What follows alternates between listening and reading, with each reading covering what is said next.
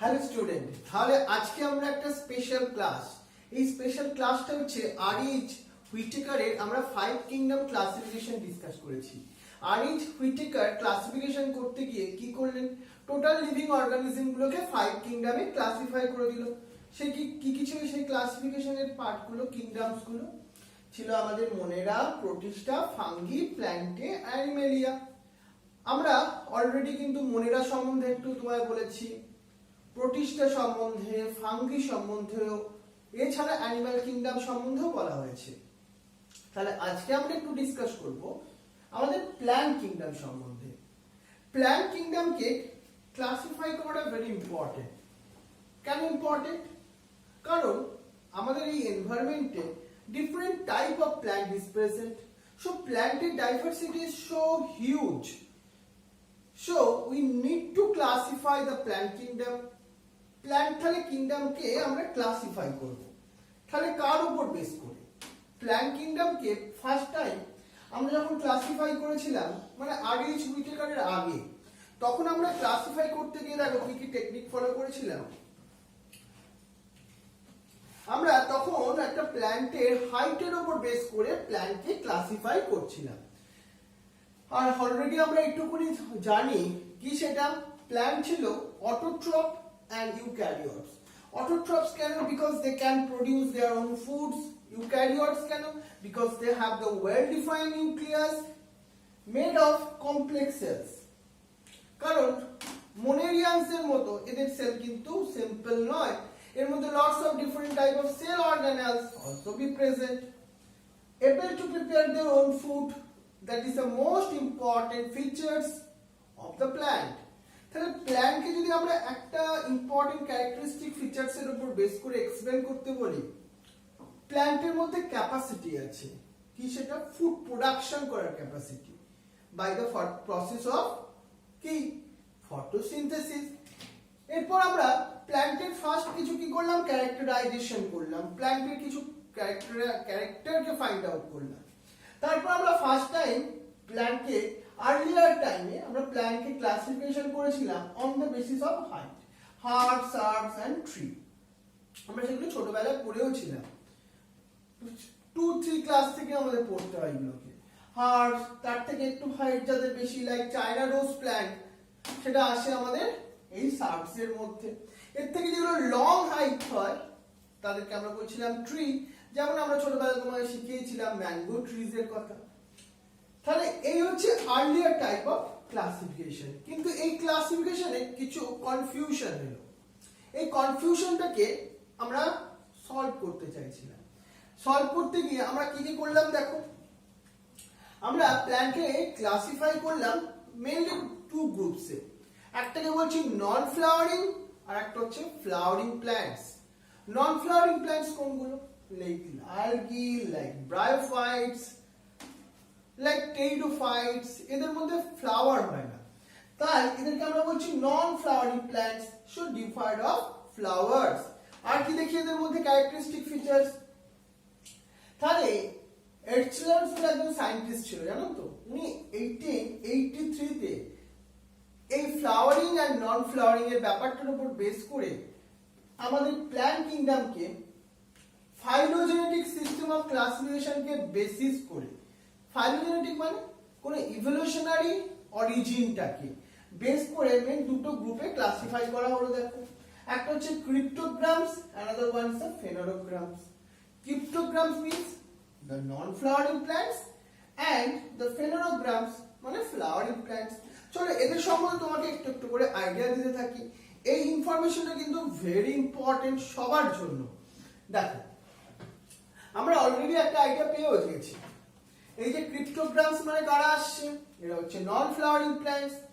Flower যদি নাই থাকে তাদের মধ্যে তো ফার্টিলাইজেশন হবে না, সেক্সুয়াল রিপ্রোডাকশন, সেক্সুয়াল ফার্টিলাইজেশনের কথা বলছি আমি। সো সিডস প্রোডাকশনও হবে না, সো সিডলেস প্ল্যান্ট আমরা বলতেই পারি এর জন্য।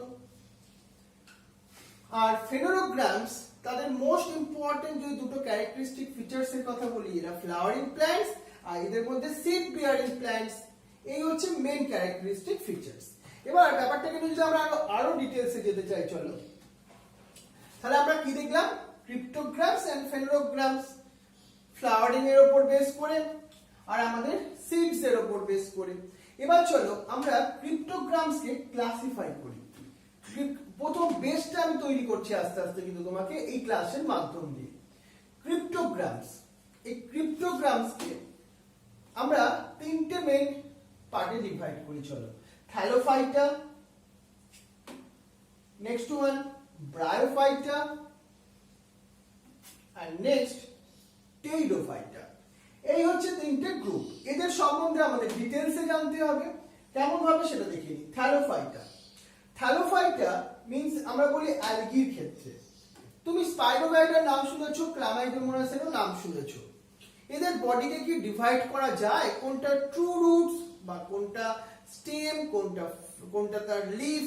আমরা that means the embryo stage is not formed after the sexual reproduction, মানে সেক্সুয়াল রিপ্রোডাকশনের পরে এমব্রায়োনিক স্টেজটা কিন্তু আসে না এদের মধ্যে। আর most important characteristic features of the thallophyta, they have thallus-like organization.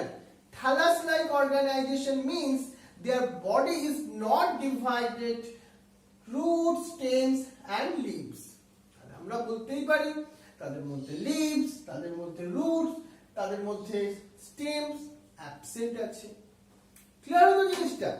এবার দেখো, এই হচ্ছে আমাদের ইম্পর্টেন্ট ক্যারেক্টারিস্টিক ফিচার্স। এবার আমরা একটা এক্সাম্পল দেখছি, অ্যালগি, স্পাইরোগাইটা বা এই লাইকেন্সও হতে পারে এক্সাম্পল। এদের মধ্যে ডিফারেন্সিয়েটেড নয়, so thallus like body organization. মানে তোমার বেসটা ক্লিয়ার হচ্ছে ব্যাপারটা। আমি প্ল্যান্ট কিংডমকে মেন দুটো গ্রুপে ভাগ করলাম, সেটা হচ্ছে কি কি, ক্রিপ্টোগ্রামস এন্ড ফেনোগ্রামস। ক্রিপ্টোগ্রামস এর আন্ডারে তিনটে পার্টস আসছে, কি কি সেইগুলো, থ্যালোফাইটা, ব্রায়োফাইটা, টেইডোফাইটা। এবার আসবো আমরা ব্রায়োফাইটার কথা। ব্রায়োফাইটা থ্যালোফাইটার থেকে একটু অ্যাডভান্স। এদের মধ্যে দেখো একটুখানি আরো বেশি ডাইভার্সিফাই হচ্ছে, আর একটু ডেভেলপমেন্ট হচ্ছে। Marchantia is the most common example. আমরা মসও বলি, মসও একটা এক্সাম্পল হতে পারে। এরা জেনারেলি ময়েস্ট হ্যাবিটেটস এর মধ্যে গ্রো করে। এদের ফার্স্ট টাইম দেখো রুটস লাইক স্ট্রাকচার ডেভেলপ হলো, যেটা কিন্তু থ্যালোফাইটার মধ্যে ছিল না। এ দেখো thallus like body organisation without stem, leaves and roots. Rhizoids বলে একটা স্ট্রাকচার তুমি অবজার্ভ করছো এখানে, দেখতে পাচ্ছ? এই যে স্ট্রাকচার গুলোকে আমরা রাইজয়েডস বলছি, মানে রুট লাইক স্ট্রাকচার ডেভেলপ হলো ফার্স্ট টাইম। হ্যাপ্লয়েড গ্যামেটোফাইট, আমরা দুটো টার্মস এই প্ল্যান্ট পড়াতে গেলে বলতেই হয়, সেটা হচ্ছে গ্যামেটোফাইট, স্পোরোফাইট। কি মানেটা কি? গ্যামেটোফাইট মানে গ্যামেট প্রোডাকশন হয়, স্পোরোফাইট মানে স্পোর প্রোডাকশন হয়। এখানে দেখো হ্যাপ্লয়েড গ্যামেটোফাইটস এর কথা বলছি। হ্যাপ্লয়েড কথাটা মানে এখানে ক্রোমোজোমটা সিঙ্গেল সেটে আছে, মানে এন নাম্বারে আছে। আর 2n নাম্বারে থাকলে, মানে পেয়ার ফর্মে ক্রোমোজোম থাকলে, that time it is called diploid set. এই দেখো মেল আর ফিমেল এখানে আমরা ডিস্টিংগুইশ করতে পারলাম, ডিফারেন্সিয়েট করতে পারলাম। এই দেখো স্পোরোফাইট আর গ্যামেটোফাইট এটা অল্টারনেট ম্যানারে চলতে থাকে, মানে লাইফ টাইমে একবার আসে স্পোরোফাইট, তারপর আসে গ্যামেটোফাইট। এইভাবে অল্টারনেশন অফ জেনারেশন বলছি আমরা ব্যাপারটাকে। কি বললাম? Alternation of generation. এইটা ব্রায়োফাইটস এর একটা মোস্ট ইম্পর্টেন্ট ফিচার্স। সেটা তুমি অবজার্ভ করবে টেইডোফাইটস এর মধ্যেও, সেটা তুমি অবজার্ভ করবে জিমনোস্পার্মের মধ্যেও, অ্যানজিওস্পার্মের মধ্যেও। তাহলে এই হচ্ছে অল্টারনেশন অফ জেনারেশন। এই দেখো ফার্টিলাইজেশনে কেমন হয়, মেল গ্যামেটস সেটা ফিউজ করে ফিমেল গ্যামেটস কে, তারপর তৈরি হয় জাইগোট তৈরি হয়। এটা হচ্ছে মোস্ট ইম্পর্টেন্ট ক্যারেক্টারিস্টিক ফিচার্স। আবার জাইগোট থেকে দেখবে তৈরি হয় ডিপ্লয়েড স্পোরোফাইট। এবার তোমাকে একটু নলেজ দিই টেইডোফাইটস এর সম্বন্ধে। টেইডোফাইটস যেটা হচ্ছে তোমার ফার্ন, এই ফার্নের বডিতেও টু টাইপস অফ তাদের স্ট্রাকচার থাকবে। এই হচ্ছে ফার্নের লিফ, দেখো স্পোরোফাইট যাকে আমরা বলি, কারণ এখান থেকেই স্পোর তৈরি হয়। লিফের যদি তুমি আন্ডার সারফেসে দেখো, দেখবে স্পোরাস বলে একটা পার্ট আছে। এদের দেখো স্ট্রাকচারটা আগের থেকে আরো অ্যাডভান্স হলো। এদের মধ্যে স্টেম আছে, স্টেমটা not so good, but leaf and roots are most commonly developed. And এই হচ্ছে pteridophytes যাদের মধ্যে এটা এন্ট্রান্স লেভেলের একটা ভালো কোশ্চেন। ফার্স্ট ভাস্কুলার বান্ডিলস তৈরি হলো জাইলেম এন্ড ফ্লোয়েম। লিফের আন্ডার সারফেসে এইভাবে সোরাস বলে একটা স্ট্রাকচার, স্পোরাঞ্জিয়ামও বলতে পারো, যেখান থেকে কি তৈরি হচ্ছে, স্পোর তৈরি হচ্ছে। দেখো, when they get suitable medium or some moist condition, they germinate and produce the gametophyte. Gametophyte মানে গ্যামেট তৈরি হবে। তুমি এই স্ট্রাকচারটাকে আমরা বলছি প্রোথ্যালাস। এর নিচে তুমি যদি ভালো করে অবজার্ভ করো, দেখবে এদের মধ্যে male and female gametes present আছে, তৈরি হচ্ছে, যেটা ফার্টিলাইজেশনে পার্টিসিপেট করছে। এইগুলো হয়ে গেল আমাদের ক্রিপ্টোগ্রামস কমপ্লিট। এবার চলে আসবো আমরা ফেনোরোগ্রামস এর কথা। Phanerogams means flowering plants and seeds bearing plant. তাহলে চলো এই ফেনোরোগ্রামস বলতে গিয়ে আমরা দুজনের কথা বলবো এখন। তাহলে একটা হচ্ছে আমাদের gymnosperm and another one is the angiosperm. তাহলে চলে নাও, তাহলে আমরা এই ফেনোরোগ্রামস এর দুটো গ্রুপ সম্বন্ধে দেখে নিতে থাকি। তাহলে জিমনোস্পার্ম আর অ্যানজিওস্পার্ম। প্রথম বলছি আমি জিমনোস্পার্ম সম্বন্ধে। দেখো, জিমনোস্পার্ম মানে এই আমরা পাইনস এর কথা বলছি। পাইন কনিফারাস ট্রি, আর এটা এগুলো কিন্তু ট্রি। এদের টু টাইপ অফ লিভসও প্রেজেন্ট থাকে।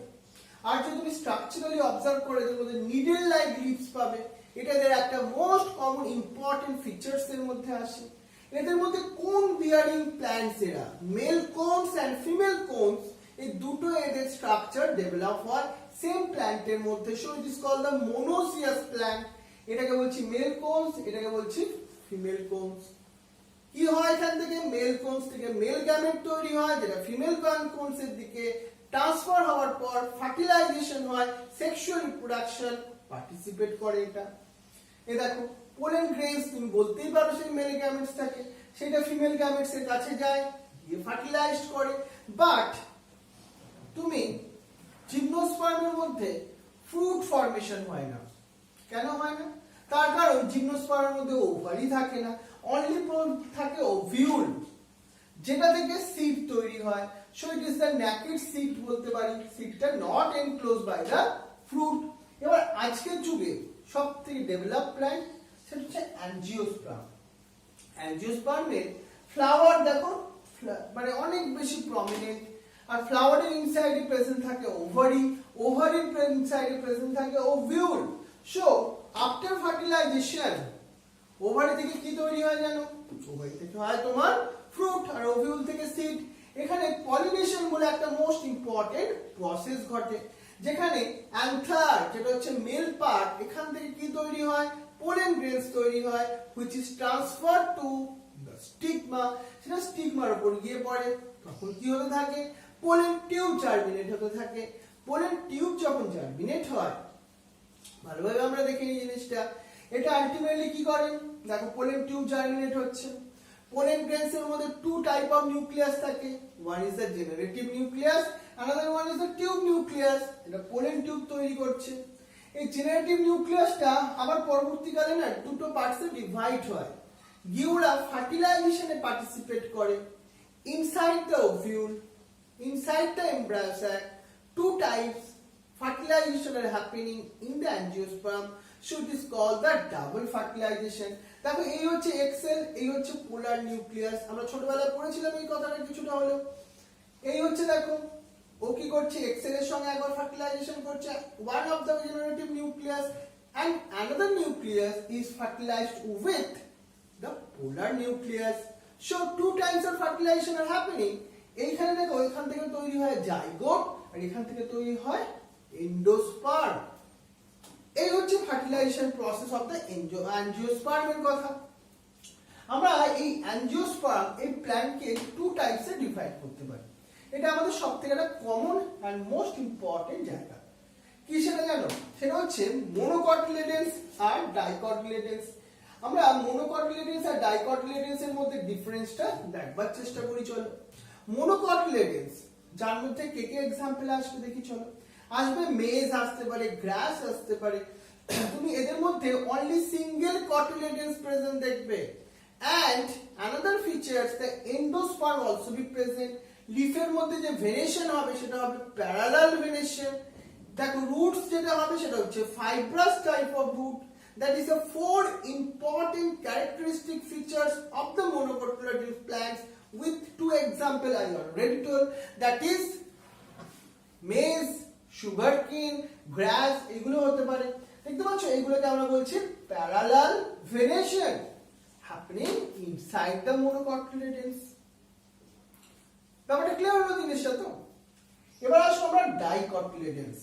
Dicots, that means they have the two cotyledons in their structure। দেখো এই যে two cotyledons দেখতে পাচ্ছি তো আমরা, এর মধ্যে কিন্তু এন্ডোস্পার্ম অ্যাবসেন্ট।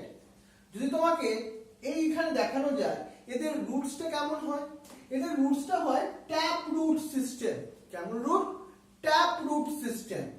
আর দেখো এদের মধ্যে well developed stems, well developed leaf present আছে, and leaves এর মধ্যে প্রেজেন্ট আছে রেটিকুলেট ভেনেশন। এক্সাম্পল কি কি হতে পারে? এক্সাম্পল হতে পারে তোমার পি, হতে পারে ম্যাঙ্গো। এই হচ্ছে আমাদের মনোকটস এন্ড ডাইকটস এর মধ্যে ডিফারেন্সটা। ক্লিয়ার তো? তাহলে আজকে এই যে টপিকগুলো আমরা পড়লাম, এখান থেকে যদি আমি তোমাকে বলি কিছু ইম্পর্টেন্ট কোশ্চেন কি কি হতে পারে।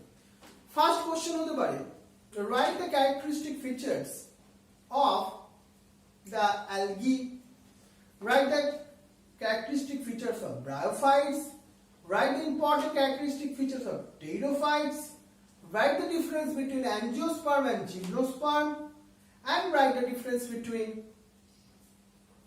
monocot and dicot। এই হচ্ছে প্ল্যান্ট কিংডমের একটা বেস বলতে পারো।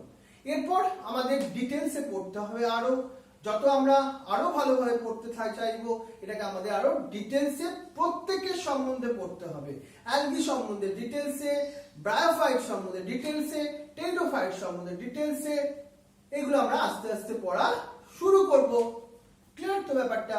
তাহলে এই হচ্ছে অবধি আমাদের এই introductory class of the plant kingdom এখানেই আমরা কমপ্লিট করছি। তাহলে wish you best of luck. Thank you very much.